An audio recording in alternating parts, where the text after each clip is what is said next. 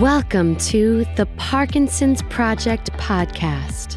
The Parkinson's Project seeks to erase the stigma associated with Parkinson's disease while empowering and inspiring those dealing with the affliction to live life to the fullest. The Parkinson's Project aspires to build an engaged, supportive community while examining the journey of living with Parkinson's disease through a positive, empowering perspective. Here is your host of the Parkinson's Project podcast, Tim McNiff. Hi again, everybody, and welcome back to the Parkinson's Project podcast. I would be Tim McNiff. This would be episode number 32, if you're keeping track at home. The Parkinson's Project podcast brought to you this month by our good friends at First Resource Bank. First Resource Bank is built on three core values: providing unequaled service, having a team approach, and making a positive impact in the communities they serve. First Resource Bank serving the needs of small businesses, entrepreneurs, and individuals by providing responsive and honest client services and simple, creative lending and deposit solutions. Check them out at www.myfrbank.com. Now, as many of you know by now, at the Parkinson's Project, we seek to engage with people who are working to find a cure, who are looking for a better path for themselves, perhaps, or someone that they love, or just maybe they just want to live their best life. Well, this week's guest really checks all of those boxes. I was introduced to our guest by Jason Kopacz for the Team Kopacz Foundation, a great friend of the project. And he said, you got to talk to this guy. And he introduced me to Bill Bucklew, and it's with great honor for me to welcome Bill Bucklew out of suburban Chicago, Illinois, to the Parkinson's Project. Bill, thank you for joining us. Hey, Tim, it's great to be here. Thank you. Great to have you. Bill, I'm going to start this episode like I never have before with a warning/explanation. Now, we started this podcast with an intent of keeping all of our episodes to 30 minutes or less, but there's no way after talking to you that I'm going to be able to encapsulate you and do you justice in that time frame, so I'm not even going to try. Instead, I'm going to say right now, I would love there to be a Bill Bucklew Part 2, advocating for yourself, and a Bill Bucklew Part 3, finding your true potential through Parkinson's disease. TBA on when those would be recorded or posted. But you and I, we broached those topics when we had our introductory conversation. And my goal is that you have a good enough experience here that you agree to come back and join us and we talk about those topics as well. So no pressure, Bill. No pressure. just want you to have a good time. I love it, Tim. I'm in, and hopefully I do well enough that you'll want me back for those. So let's see how it goes. I definitely do. I can't wait for people to get to know you even a little bit of the way that I have. So people are probably wondering, well, if you already talked about episodes 2 and 3, what is episode number 1 going to be about? Well, it's going to be about Bill Bucklew, and I want to start with the day that you were finally diagnosed with PD. And I say finally because, based on our past conversation, you told me you had a lot of starts and stops. You'd had some issues, and it took quite some time before you finally found out it was PD. Is that accurate? Yeah, that's right. In 2005, I had a tight right leg in a running group I had at work. And, I started seeking medical intervention right after that, 6 months later. And I years and years and years, and was ultimately diagnosed with sciatica, which was the rubbing of the sciatic nerve. I had degenerative disc disease, and that problem continued to get worse, that diagnosis, despite doing physical therapy. Ultimately, 7 years later in 2012, I had the answer. It was Parkinson's disease. And I didn't have a tremor or anything to start with. It was this rigidity on the right side of my body. So all the Googling, I had great doctors looking at this. No one could figure it out. And I really thought I had a mental issue those last couple of years before my diagnosis. It was really, really a bad period. So in some ways, it was an answer as to what the problem was. But then with the diagnosis, Parkinson's, I was not expecting that. And it was kind of a mixed experience in that regard. Now what was the question? Yeah, you finally got some answers. You knew you were dealing with Parkinson's disease. Where were you at that point in your life? Where were you in terms of your personal and professional life? Yeah, it was just an amazing time. I have beautiful wife Heidi and a daughter Madeline and son Evan. They were in grade school, 5 and 7, I think, and I had a good career going as a innovator, product development professional. In some ways, we were just getting started with our family lives, and it was a real shock to have Parkinson's introduced into our family in that way, and it was scary.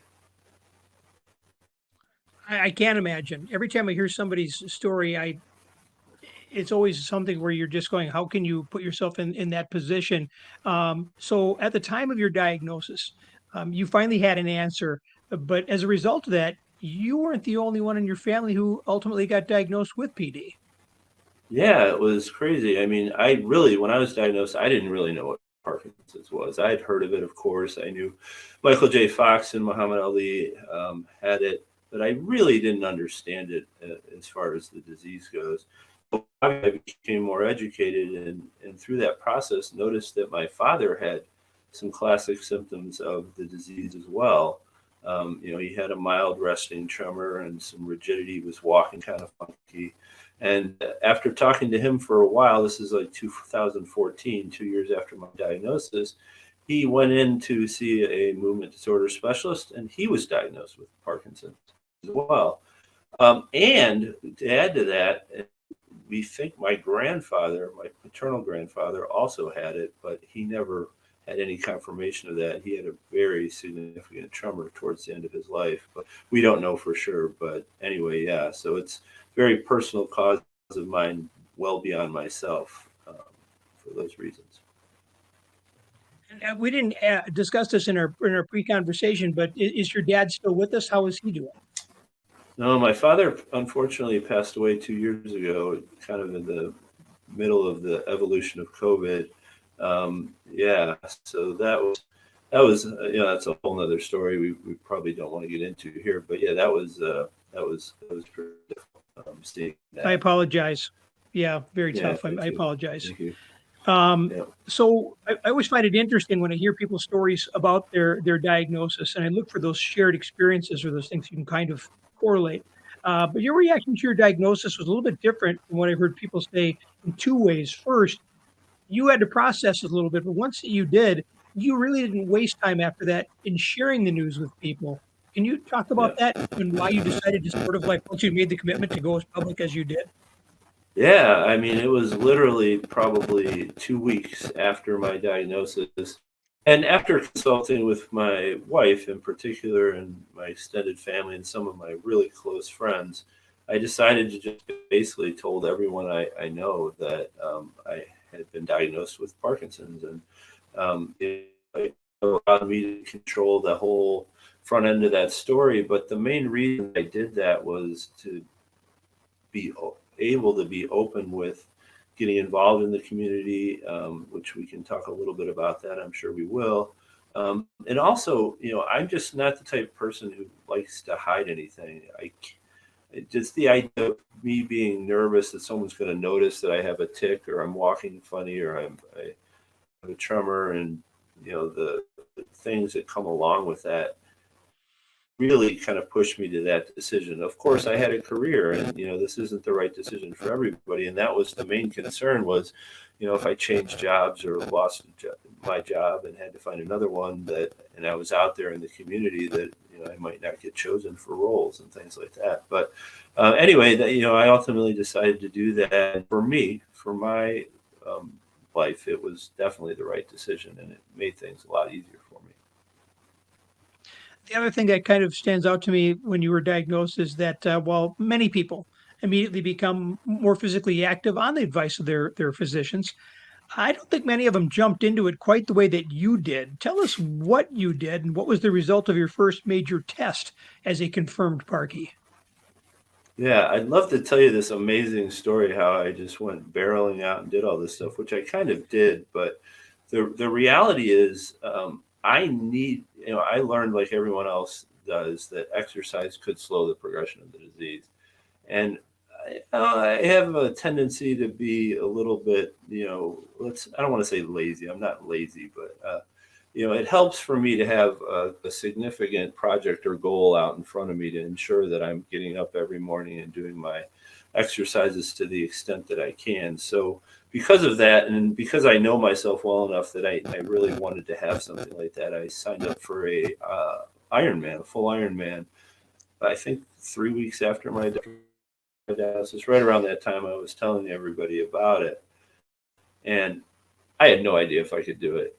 Most of my friends and family didn't think that I could, although they weren't saying it at the time. I heard later that they were kind of behind the scenes very worried about it because, I was working from everything else.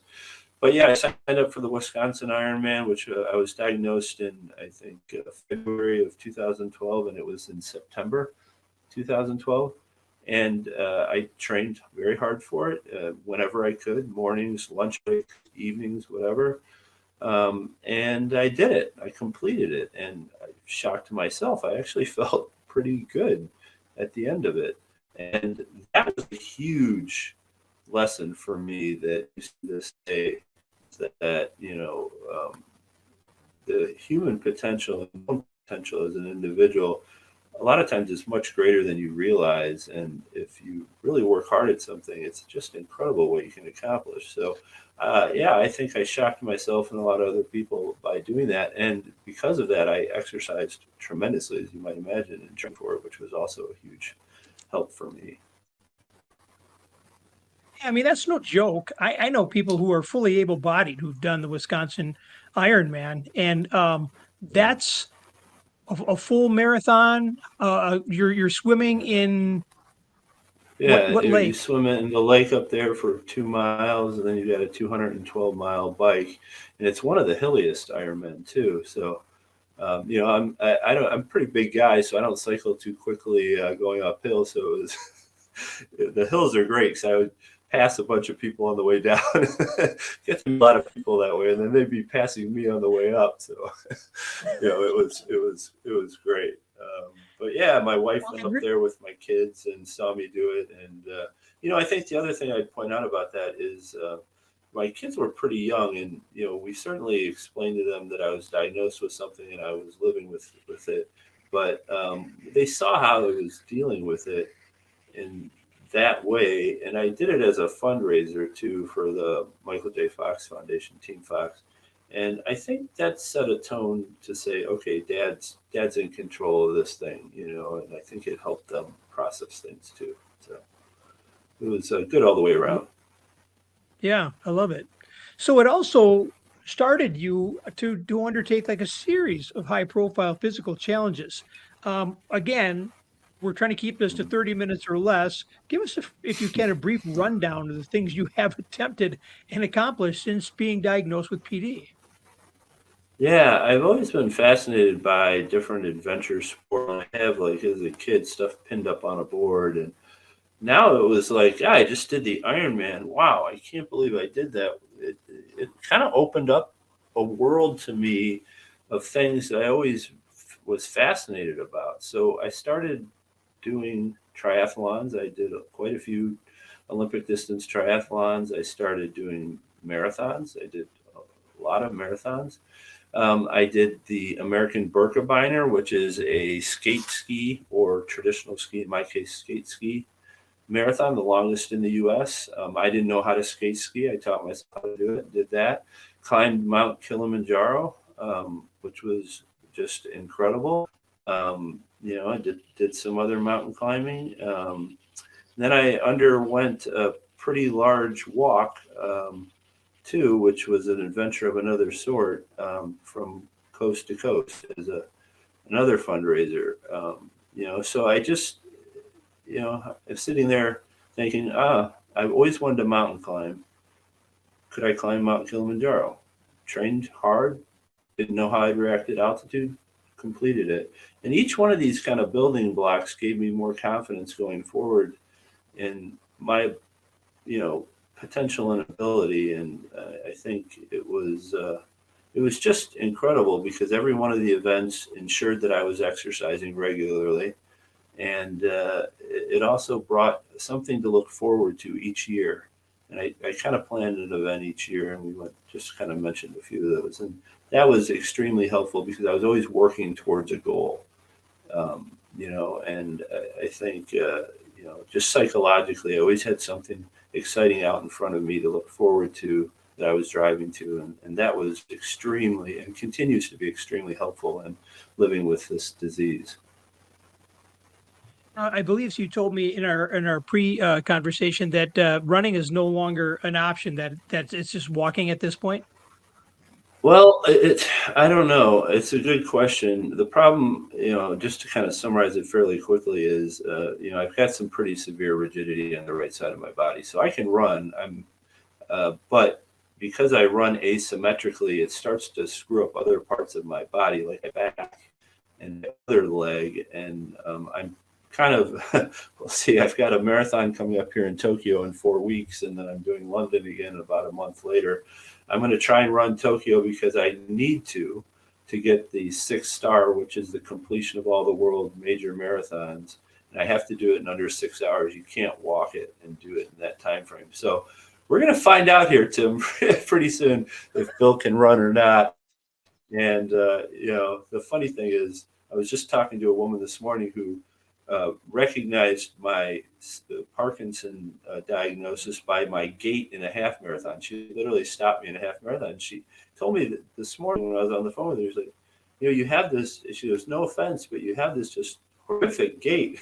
I'm like, yeah, I know, I'm working on it. But anyway, so, I don't look very elegant, but, and I also want to say, I'm not going to be irresponsible with my body. I'm not going to put myself in harm's way. So if it doesn't work out for me in Tokyo to run, then yeah, I probably will consider kind of retiring from these longer distance runs and doing some other things, which we've had some success with too. So Yes, just take your challenges in other directions. Now, nobody can do yeah, all of these things without a great support system. And I know it starts at yeah, home. You mentioned Heidi. Tell us about yeah. the people who've been with you throughout your PD journey. Yeah, I mean, that was one of the biggest surprises is the community, just the community here, our friends and our neighbors really rallied around me. I can give you just one example that kind of sets it pretty clearly. I started a group triathlon fundraiser. 7 people the first year. The second year we had like 15. The fifth year we had 56 people, all friends and neighbors, doing a triathlon together. We were like over 10% of the entire triathlon. It was just incredible, and some of our neighbors doing it, and um, I get emotional just thinking about it. But the support we had from our friends and community far exceeded my expectations. I had no idea. It was just incredible to see how people want to help, and people, you don't have to do a triathlon to get support, but in fact, it's probably one of the hardest things to get support for, especially when you're swimming in Lake Michigan when it's 58 degrees, which did happen. But it's a testament to if you kind of leave yourself open to getting help and letting the community support you, and you have to be open to that. And I was. I think it's unbelievable what people will do to help you if you're open to it. So, yeah, and it was again back to the way our family processed through this. It was almost exciting for the family just to see everybody coming out and doing these events, and that was just one particular example. The support's been amazing. When you decide you're going to walk across the country, and that's going to take some time. You mentioned you were employed, hopefully still are. Yeah. How does that all come together, and what sort of support network did that entail? Yeah, it, it's, it's kind of a funny story. I actually thought it through, and at the time Frank Giannino had the world record for running across the U.S., which was like 47 days. And I did the math, and one of the problems I have with Parkinson's is I don't sleep very well. So I'm up 19 hours a day, and if I walk 19 hours a day at a certain pace, I could potentially break the world record for running across the U.S. Right? And it was a super long shot, and it didn't end up happening. But that was kind of the initial thought, was like, wow, this is really interesting. And then, I even at that time I was having trouble running, so always looking at other ways to do things. I said to myself, what can I do by walking? And, the great thing about walking is you can be more social. Running, people are at different paces. It's hard to do. So the original concept was, from my perspective, I want to understand the landscape, not just the topography of the U.S., but the cultural diversity, how people are dealing with Parkinson's, and I'm going to see if I can find someone each day with Parkinson's unplanned. I'm going to walk across the U.S. People were just like, what? And then I had, and just to give you an example of how sometimes it's really important to have these other events or advocate for yourself. I was very fortunate to get an Olympic trainer to help me, and it ended up going through a bunch of diagnostics and came out not really favorable. And I was told by this professional, one of the world's foremost experts, not to do it, and that I couldn't do it. And I looked at that and I said, well, what's the downside? I could always stop, and it would still be amazing, even if I made it a quarter away or half away or whatever. And it's hard to go back and say, the world's foremost expert told me not to do something, but you know what, I'm going to do it anyway. And I did. And, but I put in these kind of pressure relief points that I could stop and be safe. And I did it. I walked across the U.S. average 40 miles a day. Nobody thought I could do it. I didn't even know if I could do it. I had no idea. And it was hard. I mean, I'm not going to lie. It was really hard. But it was the most amazing thing I've ever done. And I put a lot into it, but I got so much more out of it. And so many amazing people, the community. You talk about, I had no bad people problems the entire. I mean, you can walk around the block and somebody can yell at you. I mean, people were just amazing. I can't imagine what my life would be like had I decided not to do that. I don't even know. It's just so strange. But yeah, so just a kind of a way to think about it was, I was okay if I didn't do it. I was okay not to complete it. And I was putting in the safeguards to protect my own safety. And then I don't see any reason why you can't challenge yourself if you do those things, if you're safe and you're okay to be a failure or whatever. And that just opened up a whole another world for me. That's where I wanted to go. So if someone's seeing you or hearing you for the first time, and they're hearing your story. And again, I said, I want to keep this under 30 minutes, and that's why there's going to have to be more episodes, because we haven't really even scratched the surface yet. But if they are seeing you or hearing you for the first time, perhaps maybe they were just dealing with their own diagnosis. Based on your experiences to this point, what would you want them to take away? Daniel Korkos, who's doing the stage 3 trial, SPARK trial, on the effect of exercise in Parkinson's, has a recipe for exercise. And what I'd love to leave everybody with is that recipe, which is cardiovascular exercise 3 to 4 times a week at 80% of your maximal heart rate, if approved by your doctor. Make sure that you're okay to do that. And then resistance training 2 times a week, and throwing in a little additional balance training. Sounds like a lot. It's really not. I mean, you're talking about maybe 8 hours maximum a week, an hour a day or so. And my expectation is that it would significantly help people manage their life with the disease, because it's such a huge impact on mine. I've seen it firsthand, and the data doesn't lie. And I'm a data-driven person. I'm an engineer by trade. So I'd say exercise and follow the recipe if you can. You got the recipe. That's brilliant. Bill, our goal here at the Parkinson's Project podcast is to always have our guests give our followers some sort of a call to action, something that they can take with them and go out and do right away as a result of this. So, what would be your CTA? Yeah, along the lines of that exercise piece, find something, you don't have to walk across the US, you don't have to do an Ironman. Find something that you're passionate about. There's so many different modalities that can provide this benefit, whether it's ping pong or boxing or walking or whatever. Find something that you can be passionate about and enjoy, and kind of build it into your routine. Um, I just can't emphasize enough how impactful it's been for me, and I really do think that it can make a big difference in everybody's lives in living with this disease. So just find your own passion in that. I love it. All right. We talked about right off the top.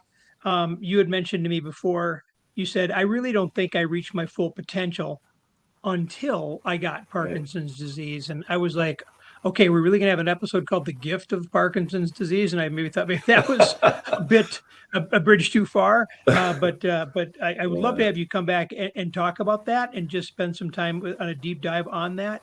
And you also mentioned, and as we talked about off the top, advocating for yourself. And you said that briefly. So I would love to have you come back at some point and do a deep dive on those conversations. If you had an okay time, and I told you off air, Bill, if you were on there today with me and you didn't have a good time, then I did it wrong.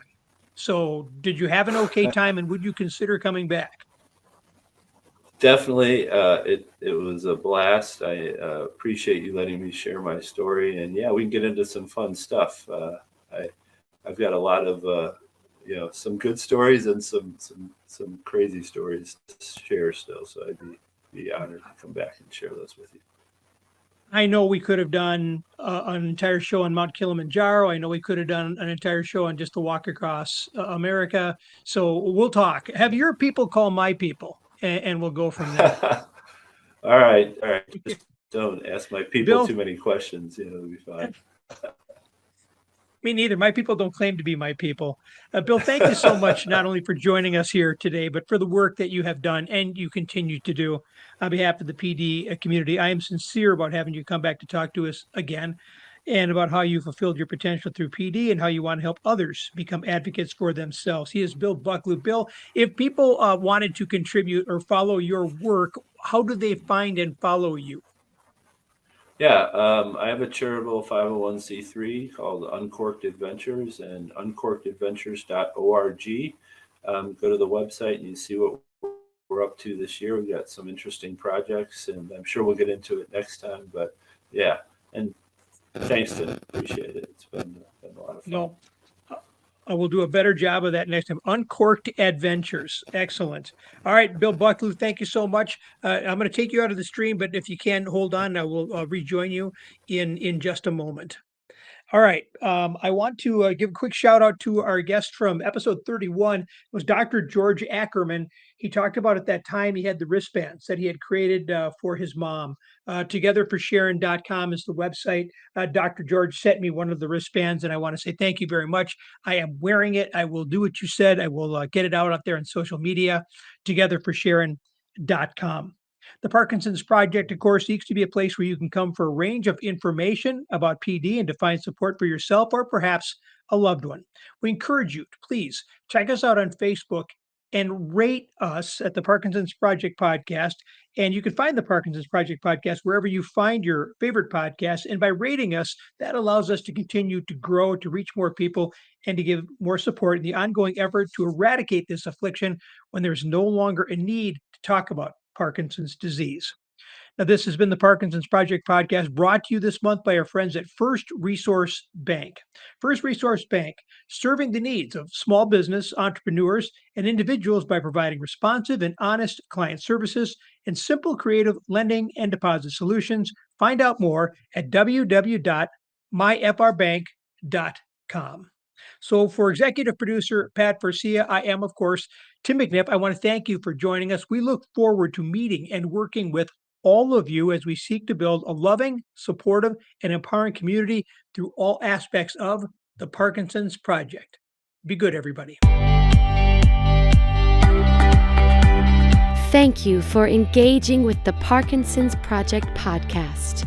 Be sure to look for more content on the Parkinson's Project Facebook page, and we'll see you right here on the next edition of the Parkinson's Project podcast.